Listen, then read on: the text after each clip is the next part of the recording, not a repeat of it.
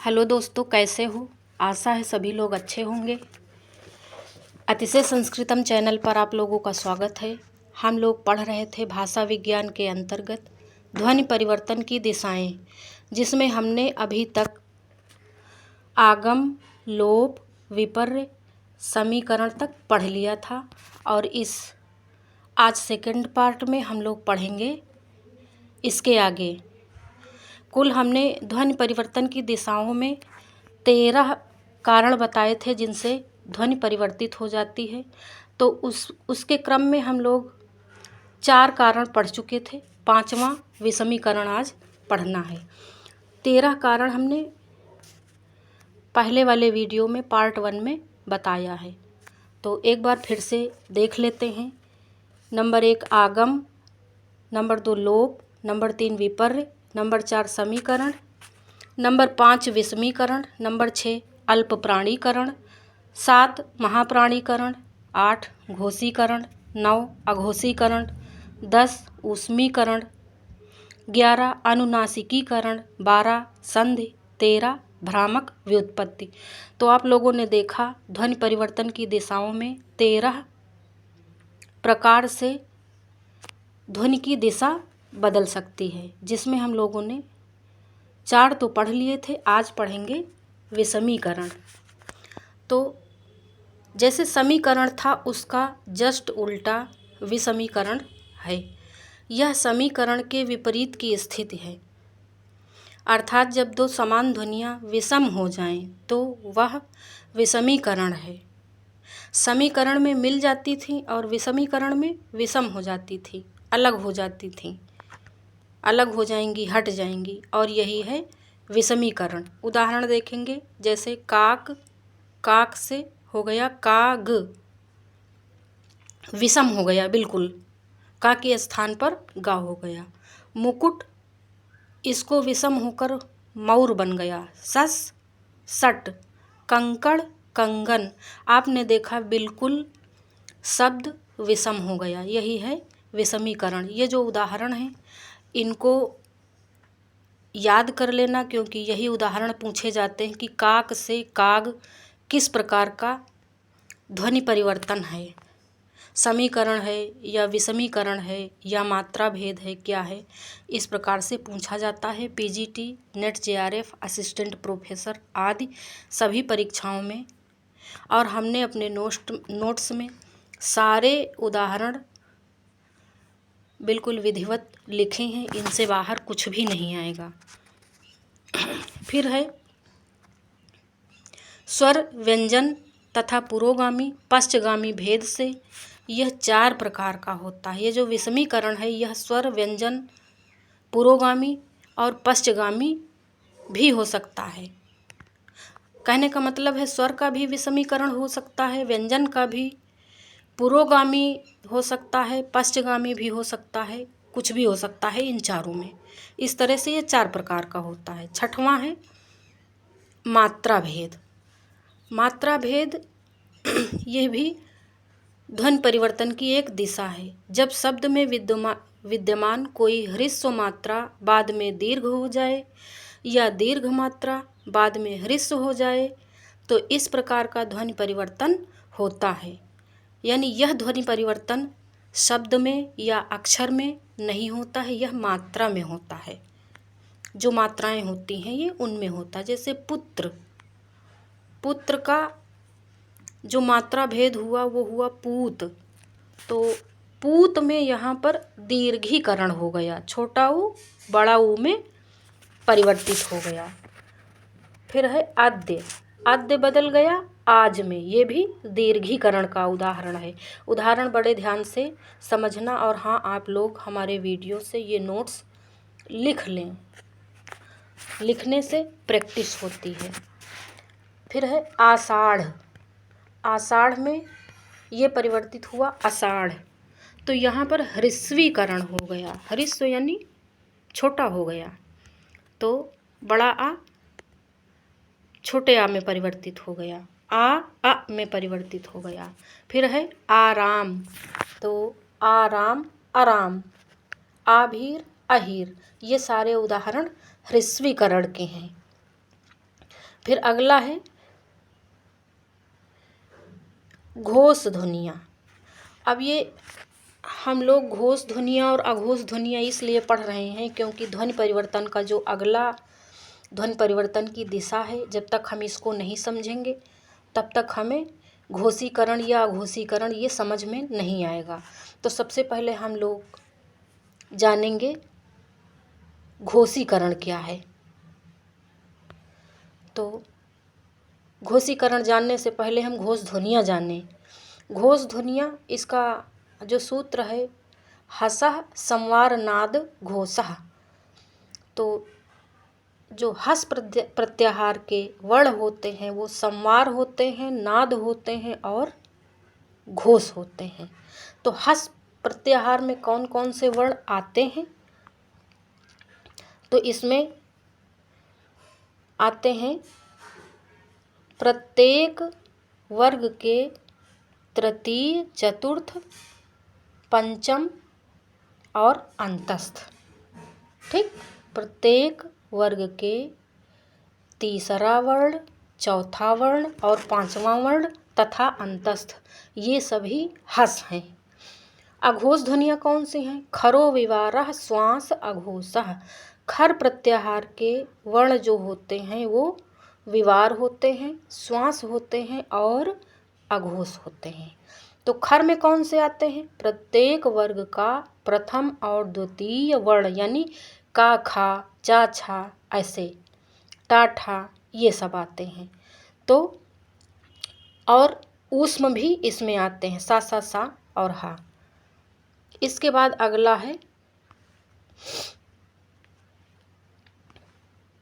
अब हम लोग देखेंगे 7 नंबर पे सघोषीकरण। जब किसी शब्द में विद्यमान अघोष ध्वनि बाद में सघोष हो जाए, तो हम लोगों ने अघोष और सघोष जान लिया है। तो इससे अब हमें आसानी होगी उदाहरण समझने में। तो इसके उदाहरण हैं जैसे शकुन। शकुन का जब घोषीकरण हुआ तो सगुन, यानी का बदल गया गा में। का किस में बदला? गा में। यहाँ पर सघोषीकरण हुआ है क्योंकि हमने बताया कि प्रत्येक वर्ग का तीसरा, चौथा, पांचवा ये सघोष हैं, हस प्रत्याहार के हैं। तो गा वर्ग का तीसरा वर्ण है। इसी तरह हमें सब में समझना है।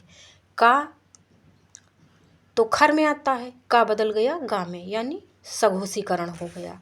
साक, साक बदला साग, गा में बदल गया।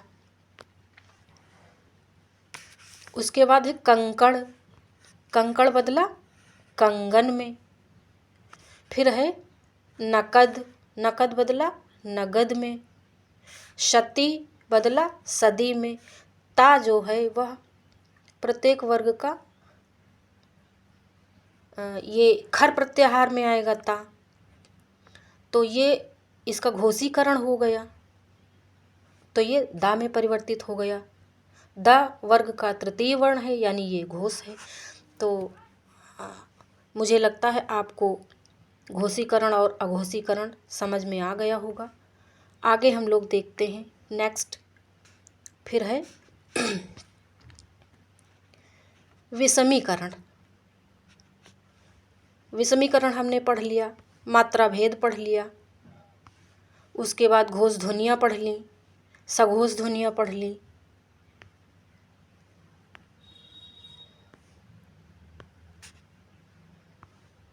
अब है नंबर 8 अघोषीकरण। जैसे घोषीकरण हुआ था वैसे ही अघोषीकरण। तो अघोषीकरण घोषीकरण की ठीक विपरीत स्थिति है।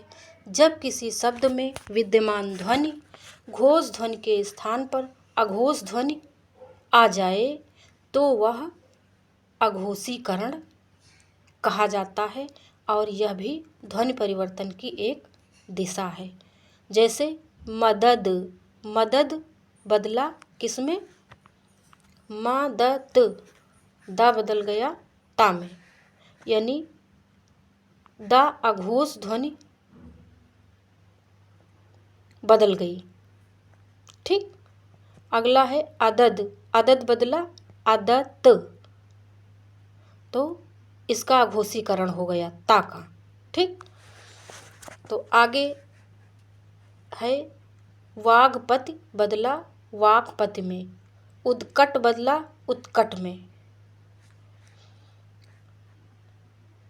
फिर 9वां नंबर समझने के लिए हमें अल्प प्राण और महाप्राण जानना आवश्यक है। भाषा विज्ञान समझने के लिए हमें व्याकरण भी आनी चाहिए। हमारी भाषा विज्ञान पर पकड़ अच्छे से तभी बनती है, इसलिए थोड़ा बहुत व्याकरण की जानकारी होनी चाहिए। खर क्या है, श्वास नाद घोष अघोष ये सब क्या हैं, अल्प प्राण क्या हैं, कौन महाप्राण है, ये सारी चीज़ें हमें जाननी चाहिए। तो अल्प प्राण कौन से हैं वर्ण?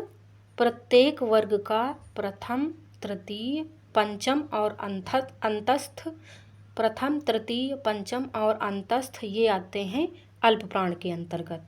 महाप्राण, महाप्राण में आते हैं प्रत्येक वर्ग का द्वितीय चतुर्थ विसर्ग और ऊष्म वर्ण। अब हम 9 नंबर देखेंगे, अब हमें आसानी होगी समझने में।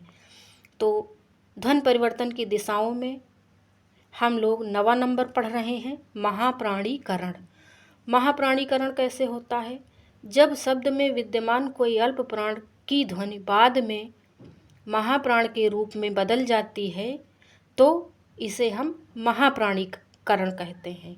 यानी अल्प प्राण की ध्वनि महाप्राण में बदल जाए। और अल्प प्राण में कौन कौन से वर्ण आते हैं? प्रत्येक वर्ग का प्रथम तृतीय पंचम और अंतस्थ। तो इसमें इसका उदाहरण है गृह, गृह बदला घर में, महाप्राणीकरण हो गया ना। गा अल्प प्राण का शब्द है और ये बदल गया घा में, घा महाप्राण है। परसु, परसु हो गया फरसा, तो पा बदल गया फा में।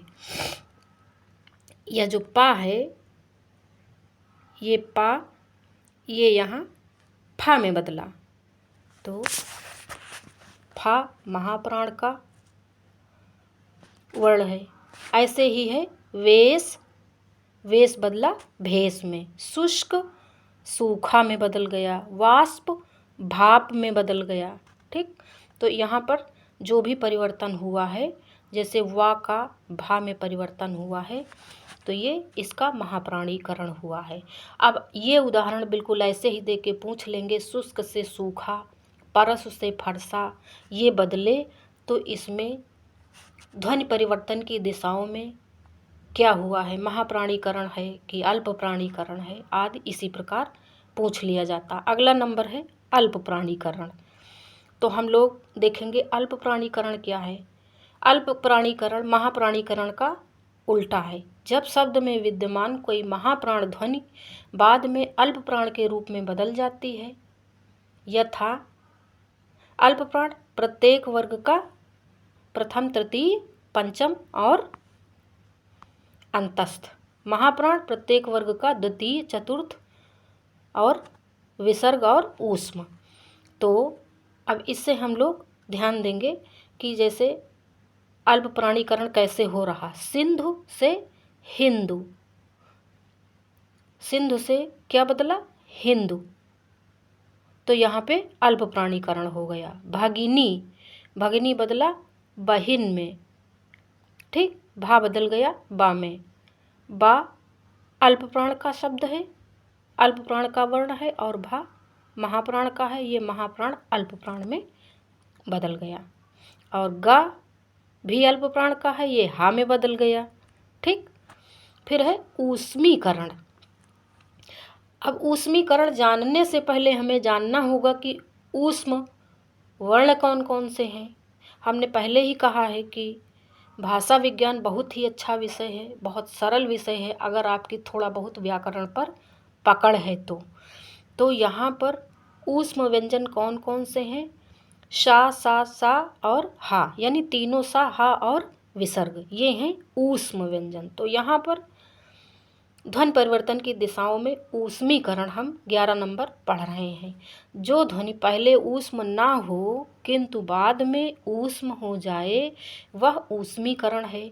जैसे केंतुम शतम, तो इन दोनों का अर्थ तो 100 है, लेकिन ये जो केंतुम है ये लैटिन भाषा का है और शतम ये संस्कृत भाषा का है।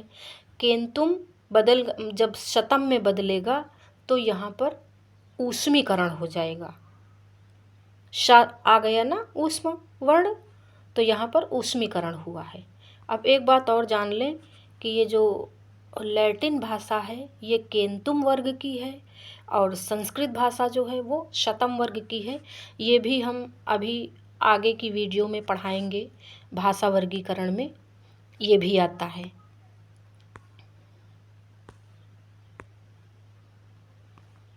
फिर अगला है 12 नंबर अनुनासिकीकरण। जो ध्वनि पहले अनुनासिक ना हो उसको अनुनासिक बना देना ही अनुनासिकीकरण है। अनुनासिक जो हम मुख नासिका वचनों अनुनासिका पढ़ते हैं ना, मुंह और नाक के सहयोग से जो हम ध्वनि बोलते हैं वो अनुनासिक होती है। तो जैसे उच्च, उच्च में तो कुछ भी अनुनासिक है नहीं, लेकिन यहाँ पे अनुनासिकीकरण हो रहा है ना, तो उच्च बदला ऊंचा में। अब ये ऊंचा में जो ऊ है यहाँ पे चंद्रबिंदी लगी है, यही अनुनासिक है। अनुनासिकीकरण हो गया इस ध्वनि का और ध्वनि परिवर्तित हो गई। उट्र, और ये किस में बदला? उष्ट्र किस में बदला? ऊंच में। अक्षि आँख में। सर्प सांप में। यहाँ पे साफ साफ दिखाई दे रहा है कि ऊंचा,